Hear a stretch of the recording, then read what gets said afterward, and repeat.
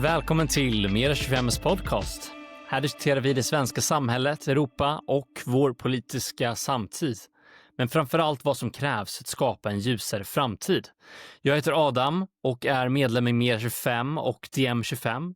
Mer 25 är den politiska grenen av den europeiska rörelsen DiEM25, Democracy in Europe Movement 25. Och i dagens avsnitt har vi med er till Belgrad, Serbien, där Marc har träffat 3 av våra kamrater i DiEM25. Det är samtal med helt vanliga människor, men med en ovanlig beslutsamhet. Människor som tror på att vi kan rädda världen från kapitalismen och imperialismens grepp och ge tillbaka makten till folket.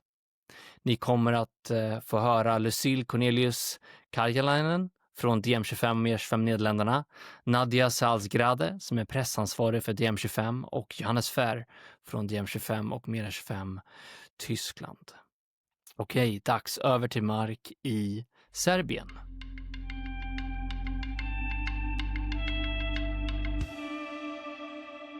Hello, Lucille. How are you doing? Who are you?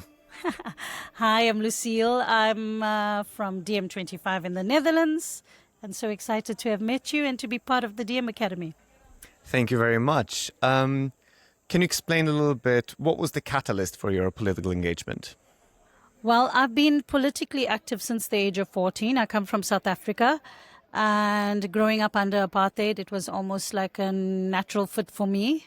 My dad was quite a political person. And then when I reached into my late 30s, things got a bit more serious. And then at age 45, I met my current husband, or my only husband that I've ever had, but my husband. And I moved to the Netherlands after getting married, and I've been there for 3.5 years. But 3.5 years ago, he joined DiEM25. And one night, they were all chatting in their group chat on the Wednesday night PNC meeting, and he just took the laptop and faced it to me. And I just engaged with them for a few minutes, and Amir began to shout, "Spokesperson, spokesperson." And it was actually kind of funny, but I said, okay, yes, I'll be part of it. And before that, obviously, I had learned of Johannes and started following their actions. My husband was pretty active, so I knew of their activities in the Netherlands, but I was a bit skeptical. But that sort of got me in, and that's how I started. So what would you say is the most pressing issue right now in the Netherlands? I think the general fear amongst all caring people, I wouldn't say the left, but all people that actually care about other human beings, is the weaponization of our refugees and weaponization of migrants. A couple of weeks ago, they even signed a bill to declare that even if you assist what we call an illegal immigrant, as a Dutch citizen, you can land in jail. So I think this is a pressing matter right now, and we really need to swiftly shift things out of that position, because no human being is illegal. And the Netherlands and other European countries simply ignore why this is taking place in the first place, and what we can do to help the rest of the world change what's happening to them. Maybe if we got involved there, so many people wouldn't want to come over to Europe. What would you say is the thing that you need the most now? Is it like cheaper housing? Is it better public transportation? Or what thing would you say that would benefit your life the most right now? I think all people in Europe are suffering similar issues. And so it's a multiplicity of issues facing us together. We have really underthought of healthcare. The healthcare is not something that really gives thought to what's truly happening within society. We have governments that are ignoring the pains of the people. We have a serious and severe housing crisis in the Netherlands that needs to be answered. We have an economic crisis that's growing that needs to be answered. So there's a multiplicity of issues. And what we need in the Netherlands is people-centered people-centric politics. We need politics that care about who the people are and what they're experiencing, and irrespective of their political beliefs or affiliations or whatever they think is right, we need to answer their pain. And I think it's ridiculous that we keep ignoring these things. And in the Dutch landscape, they just simply repackage the old ideas and keep representing them. And that's why we decided to launch DiEM25 in the Netherlands, because we recognize that it's just the old thing being rehashed. Even left parties are doing the same thing. They seem to be schizophrenic. One day they're Zionists, the next day they're pro-Palestinian. They keep jumping around because they care about votes, and we care about people. And I would say they care about nothing if they only care about votes. Yeah, absolutely. And would you be able to say anything good about Sweden?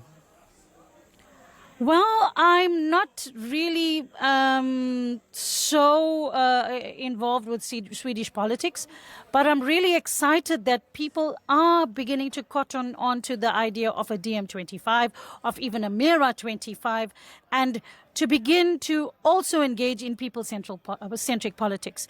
Because at the end of the day, we understand that, Sweden and Finland are not in the same position as maybe other European nations. There's a lot of fear. There's a lot of fear-mongering taking place. But we need to really recognize who the true enemy is. And our true enemy is the men that take our taxes and use it for warmongering, the men that take our taxes and use it to put us against each other whilst they do things in our names behind our backs. And it's time to take back your power. And so power to Sweden. Rise up and do it for yourselves, if not for anybody else. On a little bit more of a downer note, what is something bad about Sweden? Like I said, I'm not really following Swedish politics. I know you guys have swung right, and that's a bit frightening, because growing up in South Africa, I always thought of Sweden as a bastion for democracy and as a country that really makes humanitarian-based decisions for its people and even for other people that come into the nation. And I've recently spoken to a Palestinian comrade who lived in Sweden, and he told me things were really, really bad there. And his common experience was that he had to move from city to city to city, and he never ever found peace wherever he was. So a bad thing about Sweden is stop being politicized and being brainwashed by the wrong narrative. Relearn the truth. Make the truth trend again. That's what I would say. Are you a feminist?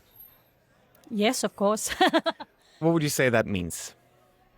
For me, it means being recognized and acknowledged as an equal. But also for me personally, it doesn't mean losing my femininity. So I embrace every part of my feminine life.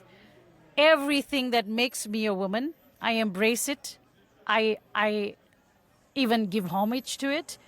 And being a feminist means also fighting for the inclusion of men who have been knocked out of the spectrum. Because that's what true feminism is about. It's about humanity.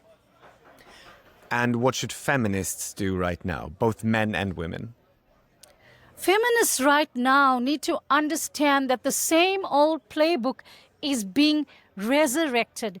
If you do a follow of history, you'll see whenever fascism rose in any nation, you can cherry pick whichever one you want, the religious fascists or the fascists who do it in the name of other things, whatever it could be. The next group of people they always come for are the women. And my question to you is, what are they afraid of? What are they afraid of if they continuously go after the feminine energy to destroy it or take away power from it? They're afraid of us equalizing. I say that about black people as well. White people are afraid of black people equalizing. Black people are not asking for power, they're asking for equality. Same for women. We're not asking for power, we're asking for equality. Why can't we all be on the same platform? In terms of the recent NATO issues, women are missing from the equation, and yet they are the ones that are affected most by war.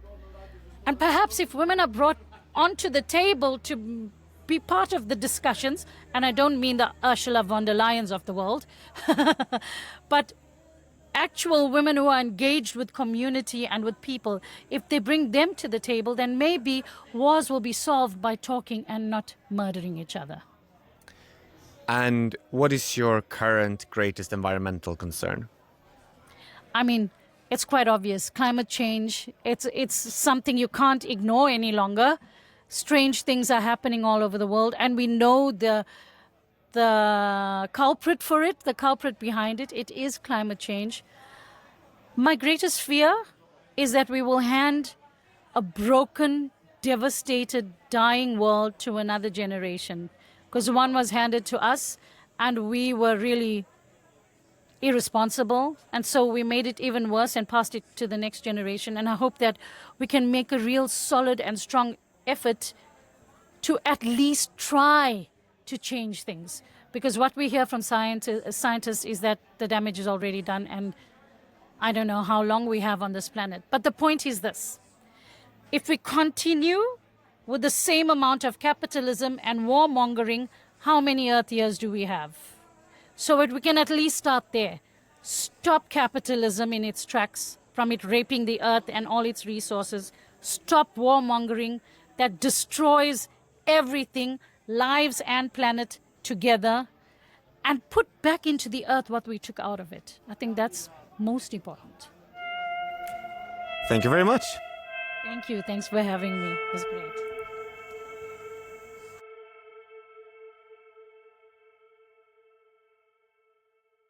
All right. Hello, Nadia. Who are you? Who am I? Just a lost person in the world, in this world that is very difficult to understand for most of the people. So my name is Nadia. I come from Lisbon. I'm 46 years old. I am the mom of 2 kids. And I'm very worried about how the world is going right now. Yeah, that's... So how would you describe your engagement in DiEM25?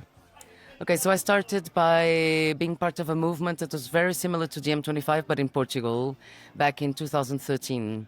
And it was called the Democratic Congress of Alternatives.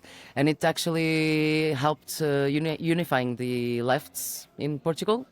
And it helped the left to win the elections in 2015 and stop the austerity measures from the European Union, and or at least to think differently about those measures and to make just a break out of it, you know. So then we had a government that was created by 3 left-wing parties, which was really good because it just started to think more about what would be better for the people and not for the, you know, for their own sake or for their own private interests that we never know where they start and where they finish. What would you say was the catalyst for your political engagement?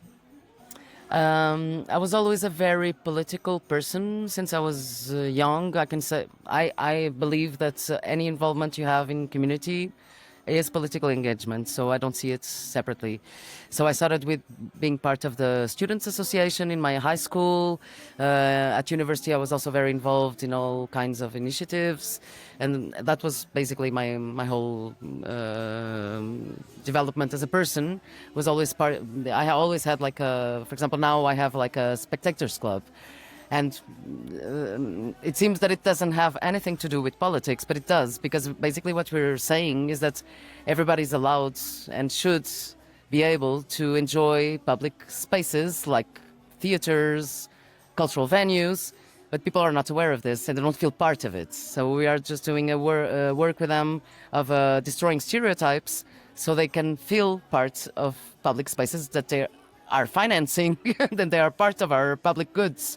You know, so I think everything is political in this world. So, And what would you say is the most pressing issue right now in your country? Okay, so Portugal has a very serious problem with the cost of living. We have very low salaries compared to the cost of living, mostly because of housing, but also because of the cost of goods in general. And this is what we are struggling all the time. So I really believe that we cannot lose ourselves in the left with not minor, but very specific topics that only think about the rights or of specific niche groups. And we have to think broader, like in a more general way, and think about systemic solutions that can really change how the people are living their lives, they are really struggling. So this is how I would like to see politics happen in the future, thinking about like the systemic solutions that can really change for good people's lives. Are you a feminist? I am a feminist, but I'm against all the kind of radical feminism that we are listening to right now. Because I think it really puts people away, and I want to include men in this conversation about feminism as much as we can. They have also things to say. They also have their way of living and their values are changing because women are becoming what they are becoming, and they are gaining their own rights, etc. So I'm for inclusion. I'm for inclusion in this conversation. You know what I mean? And maybe you've already answered this, but what would you say being a feminist means to you? A feminist means mostly to have equal rights between men and women, and I still think that women don't have the same rights as men nowadays in all countries in the world, and in Portugal even more, because we have a patriarchal mentality that is even in the brains of women, so we still have to work on it a lot. Yeah, but I'm a feminist, for sure. So, what should feminists do right now? First of all, emancipate for themselves. There's like an inner process that we have to do with ourselves, that if we do it well, we won't harm as much or be not as aggressive in our feminism as we have been lately. Towards men or towards any other minority group. So this is the first thing I would say that the feminists or a real feminist should do. Just really emancipate for real in your own life. You know, take the steps in your own life. Be coherent with yourself. This is what I'm trying to do with myself. I'm going to be very honest.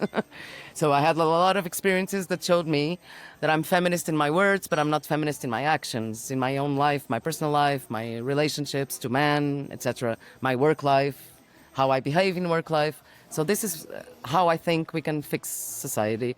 If each one of us starts emancipating for themselves to feel good and coherent with themselves, I believe we are solving the main, like the more psychological weight of inequality.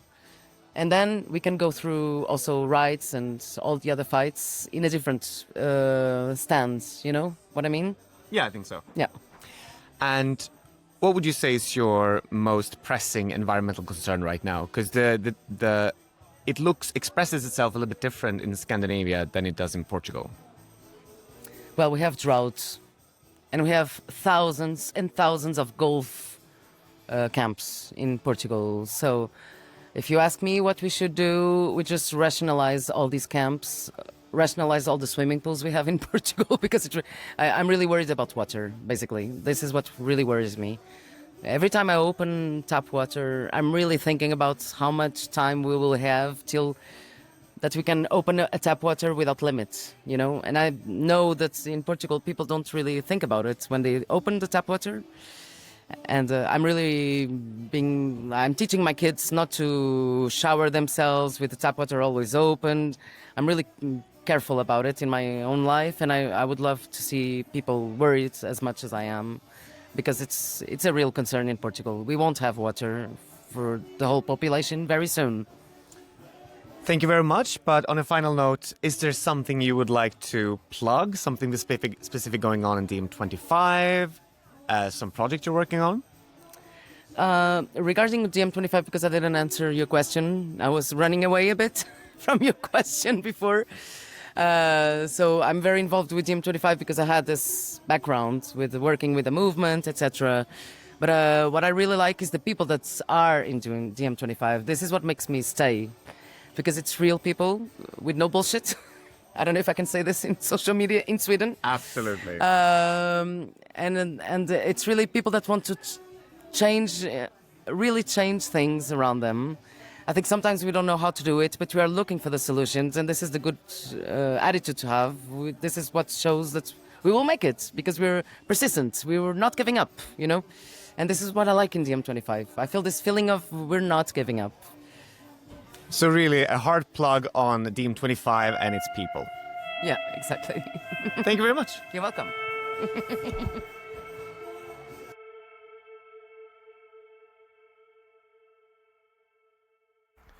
Hello, Johannes. Who are you?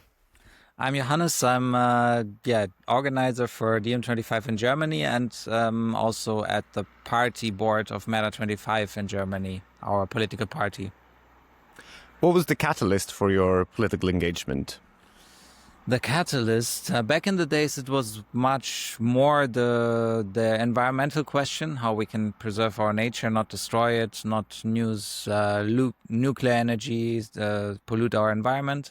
And then over some years, also the social questions, the question of inequality became very much what I care about, especially towards in the financial crisis years of 2008 and following. And that really brought me then to DiEM25 Internationalist movement, where we work not only in one country on the important problems of our time. What would you say are the most pressing issues right now in Germany? In Germany, one issue that we care very much about and that we work on is the support for the genocide in Gaza of the German government, and us trying to stop that and trying to, for Germany and the German state to actually take a different position on that. And as a first step, of course, stop the weapon deliveries to Israel. And generally, we're very active to try to stop the new German government, and the previous one already started, all run by parties of the extreme center, that now invest heavily in arms. So we have much more pressing things that we should invest in, like, actually fighting the climate crisis. So make the trains run on time. Make the trains run on time. Probably. If people see this, about, our problems with the German train system. If you don't, it's getting worse and worse. So basically our infrastructure is falling apart, things that people really need. Also, we have inflation, lots of things that you should actually invest in instead of, dead metal that's supposed to then kill other people. So we don't want that, and that's the biggest, I think, question right now that we struggle on together with many other people, many other organizations, to try, to make a shift in German politics regarding that. And on the question of Palestine, more than anything, obviously the genocide needs to stop, and that's a very, very high priority. But it's also a fundamental question of free speech in Germany. Yeah. Because the forces that actually support the genocide, they of course want the general public, the public discourse, not even to go there, that there is an ongoing genocide. We have a huge Palestinian community actually living in Germany that are suppressed, that cannot that are not invited to public television to actually speak about what's going on. So that's also happening in many other ways, events getting cancelled, houses of activists that organize protests being searched by the police, the repression towards especially those most vulnerable, those that don't have a German citizenship. So all that is going on at the same time. And freedom of speech is, of course, something that is fundamental for democracy. We don't have that at the moment. So we of course try everything possible for people can actually voice their opinion and share the truth. What are the next steps for Människor Germany? We are looking, of course, towards the next elections. So Berlin 2026, there is an election in our capital, which is quite significant. We have actually still work to do to build our structures around the country. We made big steps forward. We have a lot of active groups now around the country, but there are still, of course, some white spots on the map where we need to work on. So this is both going on at the same time, while of course we also try to widen our network, work in the communities, be more in touch with people and have more people join so that we can work on all these problems and all these good ideas that people also bring that join, right? The good things that we could actually do if we would put our money where for the importance of everyday people and their life to better it and to solve the problems. What would you say is your greatest environmental concern right now? Yeah, I think the climate crisis is just very concerning. So I think we can see the weather changes here and there every year. Like the weather's getting more extreme, so that's a concern. And I think, by far my biggest concern in terms of where we are heading as humanity, as in our societies, to actually then hopefully still be able to cope somehow. But we really need to change something about our economic system and our production, our way of production, so that this can be still managed in a way that is not just becoming a big catastrophe where many people will lose their lives. And are you a feminist? Yeah, I would say so. At least I'm trying. Of course, it's better for other people to actually judge on that, especially non-male people, right? But yeah, I'm trying to be someone that is really standing up for same rights for all people. And we still live in a patriarchal societies where if you look where the wealth is concentrated, if you look where, the structures in societies, how power is divided, you can see still that we live in patriarchy, and we really need to change that. And that doesn't only, of course, involve only women, also a lot of other people that are suppressed in the system. So yeah, I'm for a feminism of the 99%. And what should feminists do right now? Reflect, of course, on their own behavior regularly, and try to be kind, and try to help those that we see are in need of help, to find their political voice, to push them up. All right. Thank you very much, Johannes. Thank you.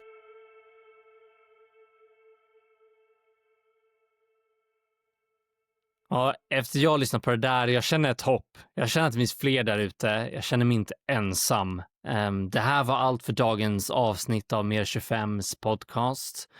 Vi hoppas att dessa samtalen för Belgrad har gett dig samma känsla som att det gav oss, att hoppet lever och att förändringen är möjlig när vi organiserar oss tillsammans över gränser. Jag hoppas framför allt att du känner att det finns fler av dig där ute som vill göra någonting, och vi vill ha med dig på den här resan, för vi behöver verkligen alla för att ta ner denna våldsamma och orättvisa status quo, eller vad man ännu vill kalla det. Det kapitalistiska systemet, det parlamentariska systemet. Vi måste riva ner och bygga upp på nytt. Och vill du veta mer om Mer 25 eller DiEM25 och vårt arbete för ett demokratiskt, rättvist och hållbart Europa, följ oss gärna på sociala medier, skriv till oss eller gå med i vår rörelse och bli en del av kampen. Vi är så många fler där ute, och det är dags för att vi enar Europa. Om vi inte enas i denna värld, vi alla sitter i samma båt, allting är kopplat, alla system sitter ihop, inget problem är särskilt eller urkopplat, inget sker i ett vakuum. Och hörni, för vi vet, framtiden skrivs av de som vägrar ge upp. Och om vi inte ens vågar tänka om en bättre framtid, så kan vi lika gärna ge upp direkt. Då är misslyckandet definitivt, om vi inte ens orkar försöka. Så tack för att du har lyssnat, Och jag hoppas verkligen att du fortsätter lyssna och att vi hör från dig och att vi hör då från dig snart igen. Tack så mycket för att du lyssnade på DiEM25 och Myra 25 Sveriges podcast. Ha det bra.